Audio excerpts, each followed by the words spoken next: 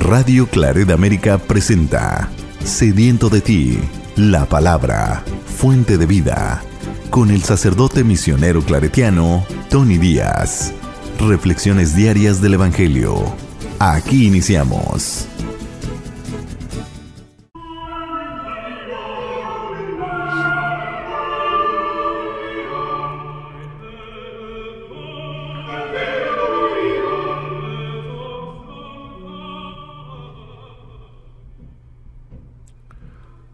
Bienvenidos hermanos a nuestras reflexiones del Evangelio del día. Hoy es martes de la quinta semana del tiempo ordinario.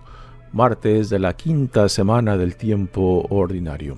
El Evangelio de hoy viene de Marcos capítulo 7 versículos 1 al 13.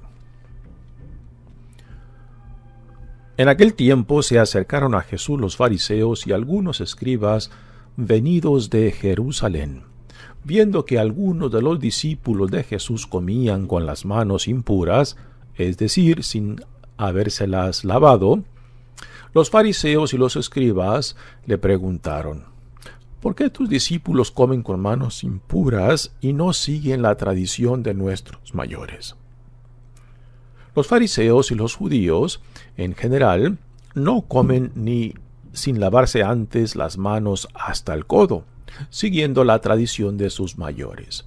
Al volver del mercado no comen sin hacer primero las abluciones y observan muchas otras cosas por tradición, como purificar los vasos, las jarras y las ollas. Jesús les contestó: «Qué bien profetizó Isaías sobre ustedes, hipócritas, cuando escribió: Este pueblo me honra con los labios, pero su corazón está lejos de mí. Es inútil el culto que me rinden porque enseñan doctrinas que no son sino preceptos humanos. Ustedes dejan a un lado el mandamiento de Dios para aferrarse a las tradiciones de los hombres». Después añadió: «De veras son ustedes muy hábiles para violar el mandamiento de Dios y conservar sus tradiciones. Porque Moisés dijo: honra a tu padre y a tu madre. El que maldiga a su padre o a su madre morirá. Pero ustedes dicen: si uno dice a su padre o a su madre, todo aquello que yo te podría ayudar es corbán, es decir, ofrenda para el templo, ya no puede hacer nada por su padre o por su madre.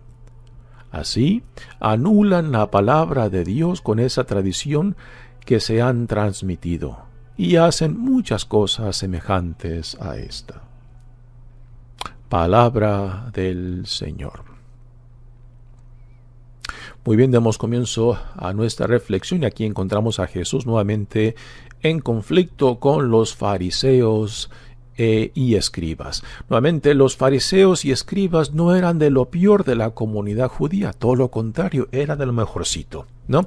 Eran los que más defendían y los que más buscaban aplicar la ley mosaica, ¿no? Y tomaban en la totalidad no solamente el Antiguo Testamento tal y como lo encontramos hoy en día en nuestras Biblias cristianas, sino también tenían una gran tradición de opiniones de rabinos importantes en la historia de la comunidad judía.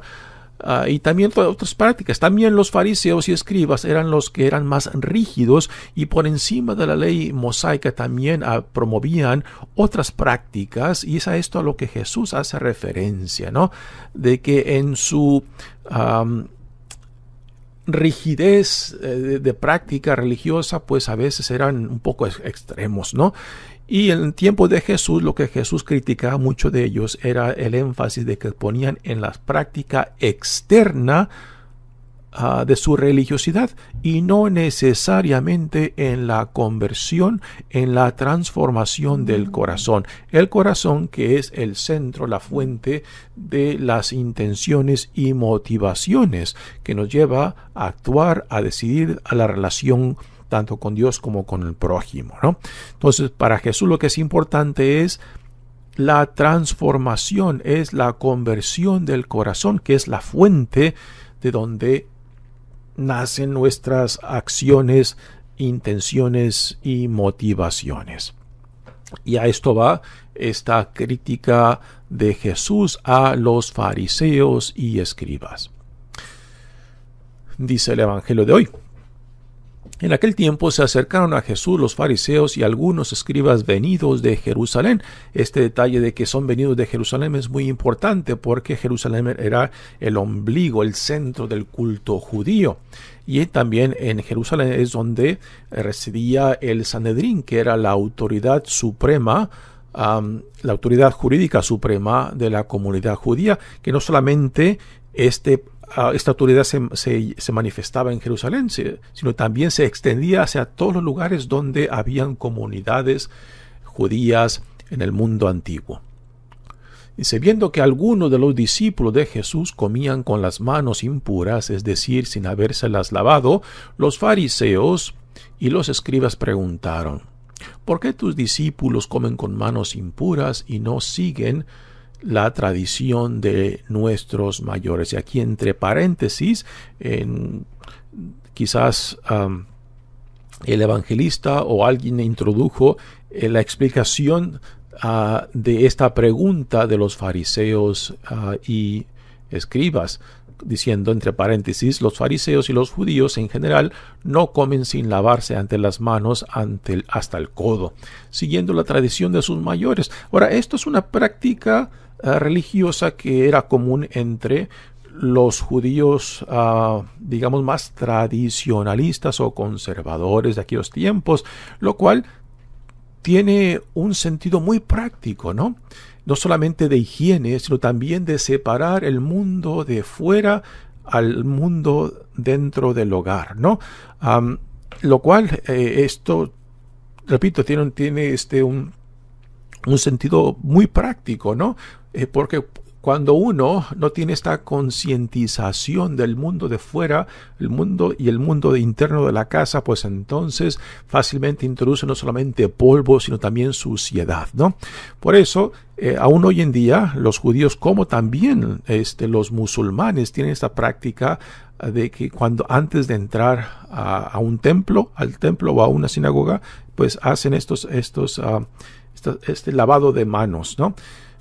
Los musulmanes, no solamente las manos, sino también los pies, para hacer esta ruptura del mundo de fuera y el mundo interno dentro del templo o dentro de la mezquita, ¿no?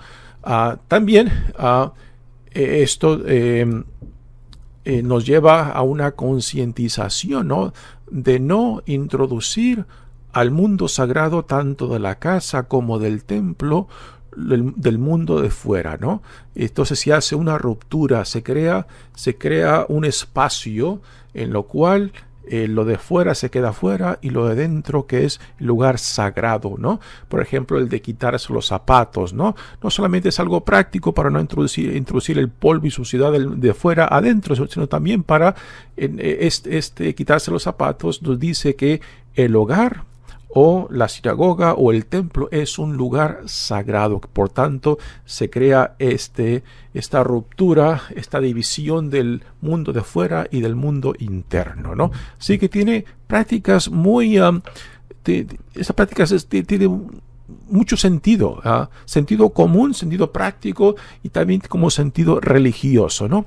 Pero también que esto es algo que Jesús critica, de que estas prácticas, aunque sean con mucho sentido, pues a veces, si no te llevan a una religiosidad de intimidad y confianza con Dios y después a una hermandad y solidaridad con el prójimo, entonces estas prácticas religiosas, por más buenas que sean, pues entonces están vacías, no tienen contenido porque son simplemente algo externo que no te lleva ni a la conversión ni a la solidaridad con el prójimo, ¿no? Y toda religiosidad tiene que llevar a cabo esto, ¿no? Porque la religión existe para nosotros, no para Dios tanto. A Dios no lo vamos a hacer más grande, más glorioso de lo que ya es. Entonces, la religión es para nosotros, para que en todo lo que hagamos religiosamente, ya sea por medio de nuestros ritos, sacramentos, devociones, nos acerca a Dios en la intimidad y confianza, y al prójimo en hermandad y solidaridad. Si todo lo que hacemos religiosamente no nos ayuda a vivir esta relación tanto con Dios como con el prójimo, entonces nuestra religiosidad está vacía. Está vacía de contenido, ¿no? Y simplemente se queda en externos, en prácticas externas, que es lo que Jesús criticaba duramente de los fariseos y de los escribas. Y aún hoy en día también en nuestra iglesia católica tenemos mucho de esto, ¿no? Un énfasis a veces tremendo en las prácticas externas, pero que esas prácticas externas no reflejan ni el deseo quizás de una conversión, de una intimidad con Dios y una hermandad y solidaridad con nuestro prójimo. Así que esto que Jesús critica como hipocresía, aún hoy en día lo tenemos también en la iglesia. Así que Jesús responde a la pregunta, a la observación de los escribas y fariseos. Dice: qué bien profetizó Isaías sobre ustedes, hipócritas, cuando escribió: este pueblo me honra con los labios, pero su corazón, aquí tenemos el argumento central de Jesús. Lo que Jesús busca es la transformación, la conversión del corazón, que es la fuente de donde salen nuestras intenciones y motivaciones. Pero su corazón está lejos de mí.